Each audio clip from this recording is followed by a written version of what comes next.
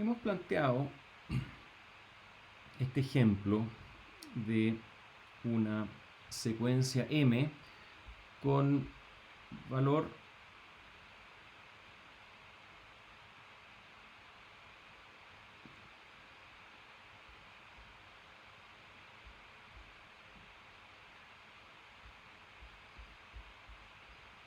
algo pasó. Ahí está. Ahora sí.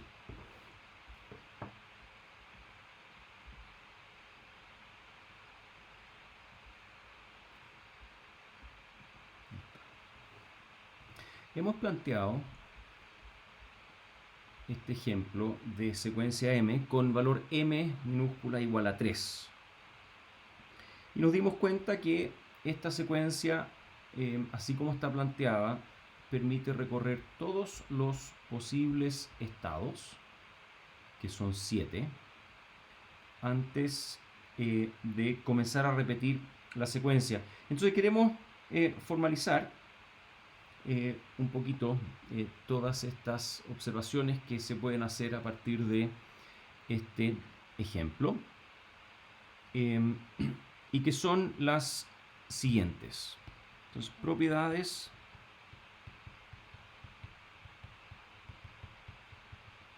de las secuencias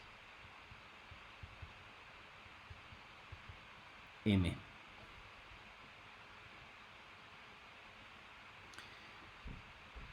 Lo primero es que son periódicas.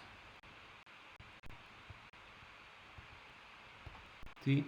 Vale decir, en algún momento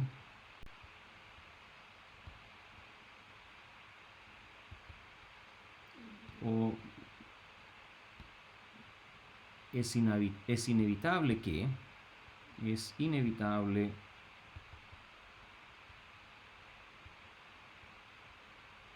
en algún momento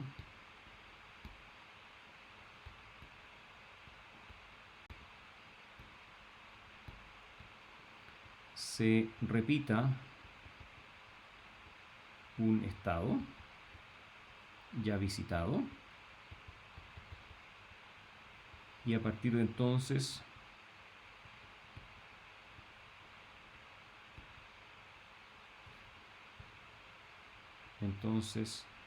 se repite la secuencia. ¿Sí?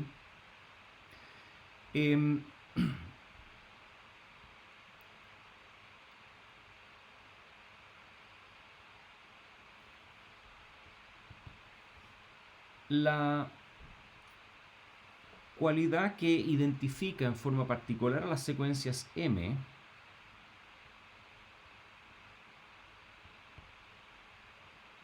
son tales que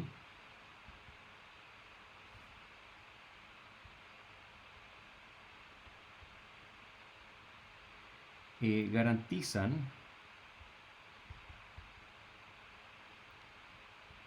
que todos los 2 a la m-1 estados distintos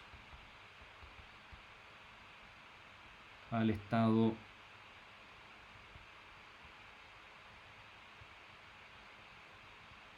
cero, 0, 0 son visitados antes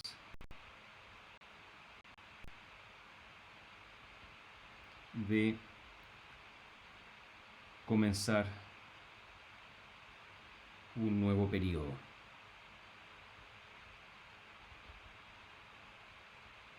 Y por eso es que se llaman secuencias de largo máximo. La lógica módulo 2, que especifica cómo combinar los estados, la lógica módulo 2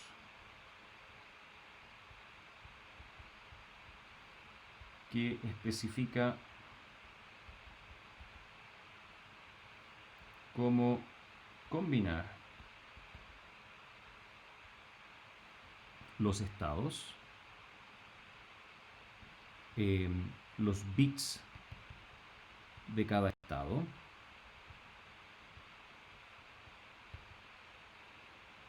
es la clave para lograr el periodo máximo.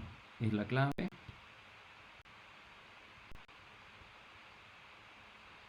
para lograr el periodo máximo.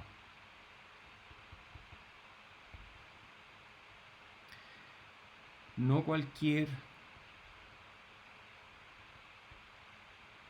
combinación módulo 2, no cualquier combinación módulo 2 de bits de estado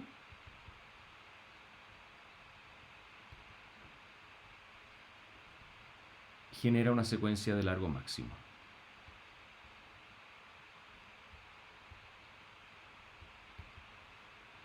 Una secuencia M.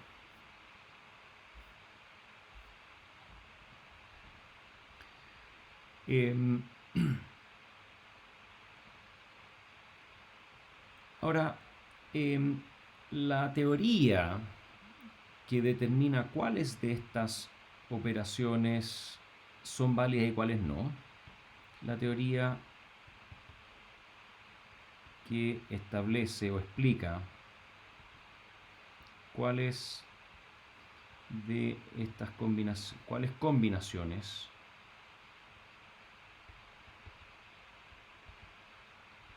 son válidas y cuáles no. Todas son válidas. ¿Cuáles combinaciones generan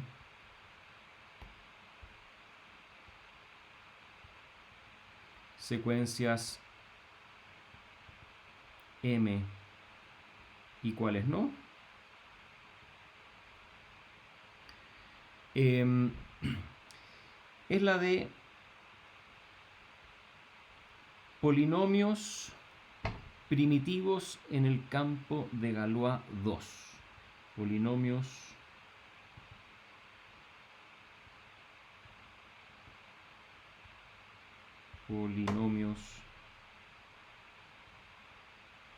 primitivos en el campo de Galois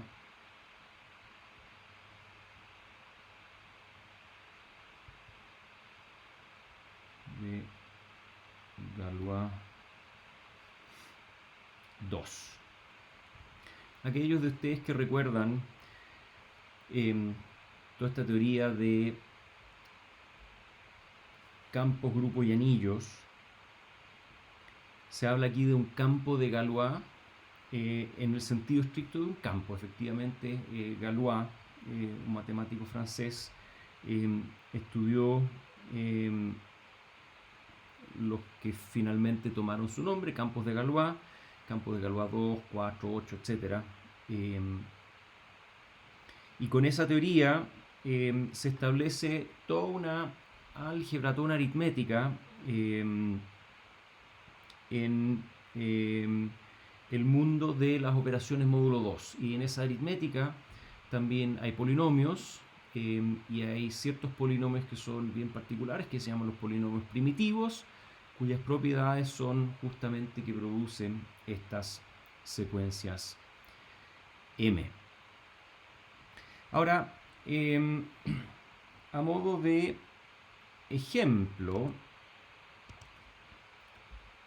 voy a hacer aquí un pequeño cambio de pantalla. A ver si esto funciona.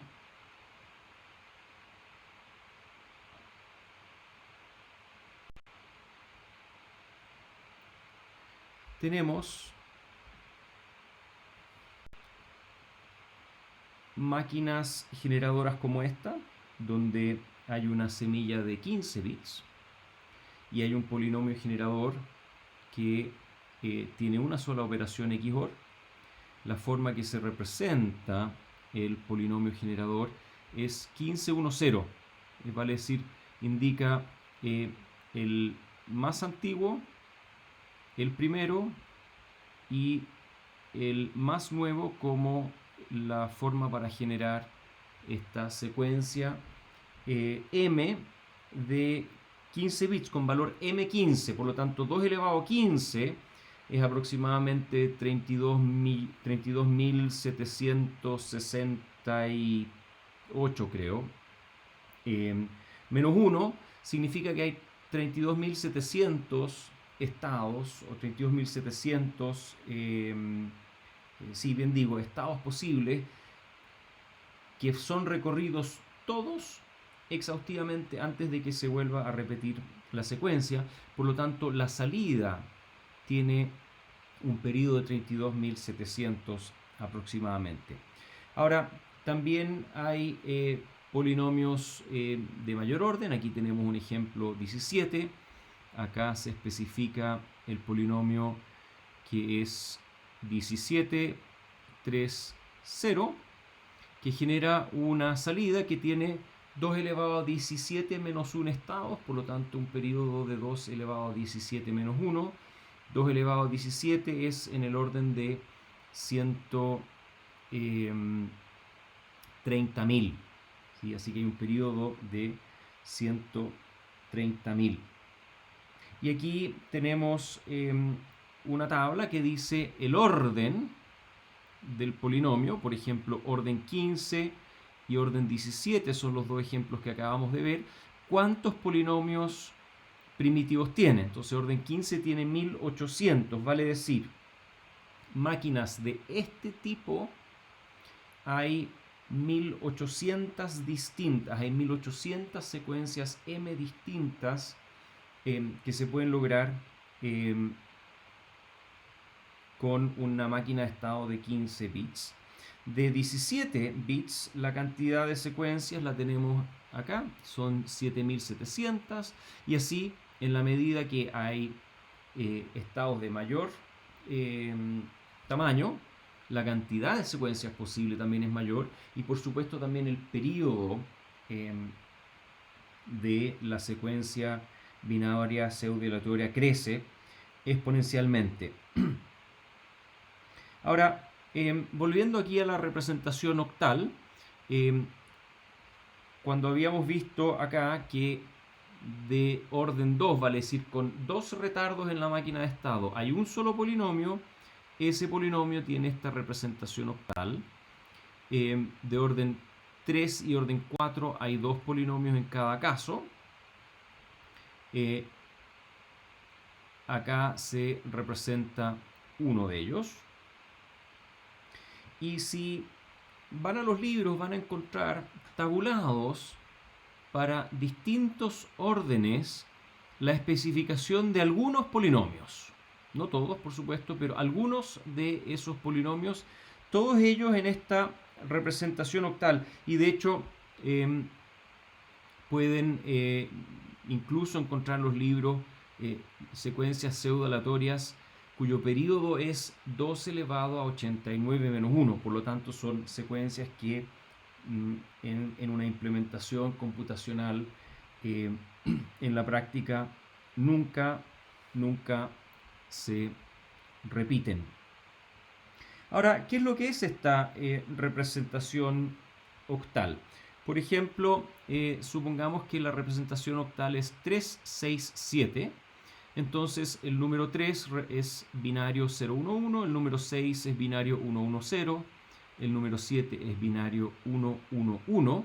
Entonces en esta transformación de octal a binario, donde hay un 1, indica que el polinomio tiene ese retardo como un XOR, y donde hay un 0 no lo tiene.